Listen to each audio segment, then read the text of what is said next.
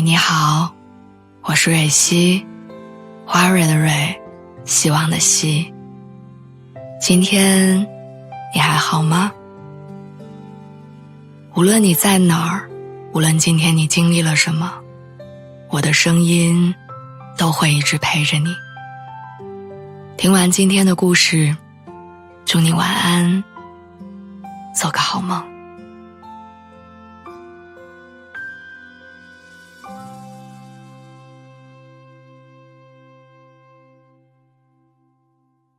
很久以前，喜欢一个人等同于事无巨细的分享。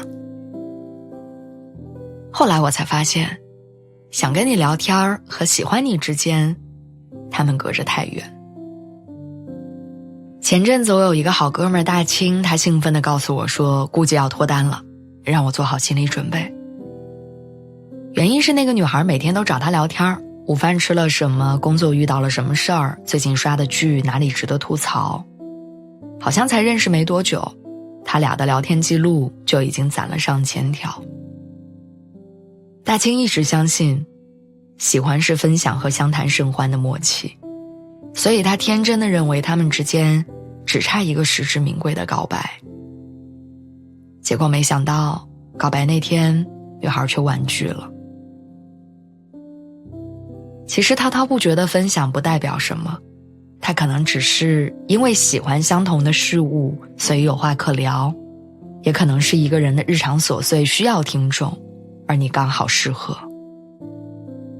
大清说，他想不明白，那些你来我往的对话，只是单纯的分享。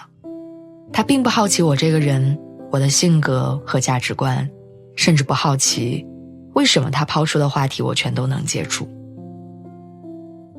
有些人看似聊得来讲得通，每天发着早安晚安的问候，仿佛每一件事情都有共鸣，但真正对彼此并没有多少了解。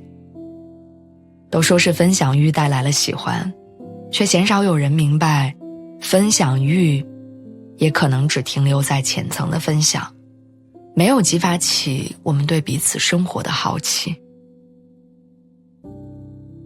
我始终认为，人和人从好感到喜欢，再到深刻的爱，每个阶段都离不开3个字，就是想知道。暗恋的时候，想知道你洗衣液的牌子，为什么你闻起来总是很香。互有好感的时候，想知道明天后天的你，愿不愿意跟我一块出去吃饭。后来彼此喜欢，想知道你出了事情，是习惯自己扛，还是打电话还是打给我，我们一起商量着解决。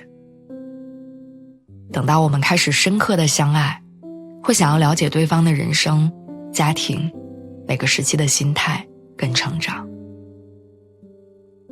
哪怕有一天要面对生老病死，我也会比任何人都想要问清楚关于你病情的一切。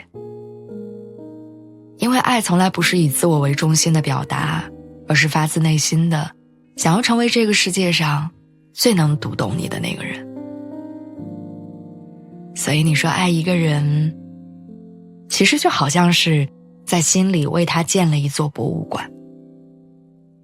他的喜好，从小到大的点滴，他看事情的角度，与人交往的方式，你总想知道的多一点，然后把每一次得到的回答都宝贝地收藏进那个博物馆里。所以我理解真正的爱，是从我的世界摸索着走向你的世界，在这之中存在着无形的一座桥，它叫做探索的欲望。世界很大，唯有我对你有用不完的探索欲，才是让爱情静水流深的东西。分享欲不是喜欢，探索欲才是。对于这句话，我认为更准确的说法是，分享欲仅仅是一个开始，探索欲才带来爱情。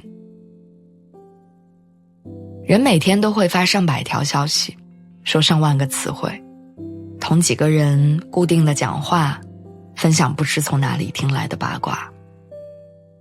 但并不是所有人都会让你产生那种好想知道你是什么样子的冲动。时间不是白白的靠吃饭睡觉说闲话而堆叠在一个人身上的。相爱的时间是因为我知道并永远想知道不一样的你，才显得尤为珍贵。有一段小诗中写，飞蛾对火光产生了靠近的欲望，所以选择了扑火。人类对宇宙产生了探索的欲望，所以捕捉到了银河。而我对你有着别于常人的好奇，于是爱才悄悄在你身上附着。我经常会有一些特别骄傲的瞬间，就是跟别人提起我爱的人的时候，我可以精准地表达出同样一件事情，换作是他会怎么做。等事后我会跟他聊起来，我在看着他拼命地点头说，你果然了解我。那是小王子在玫瑰身上花费的时间得到了回应的时刻，也是我们彼此在爱情中能为对方做到的最顶级的浪漫。所以重点是像那句歌词里唱的，千万人呼唤什么我不关心，我只想知道你姓甚名谁，何以为你。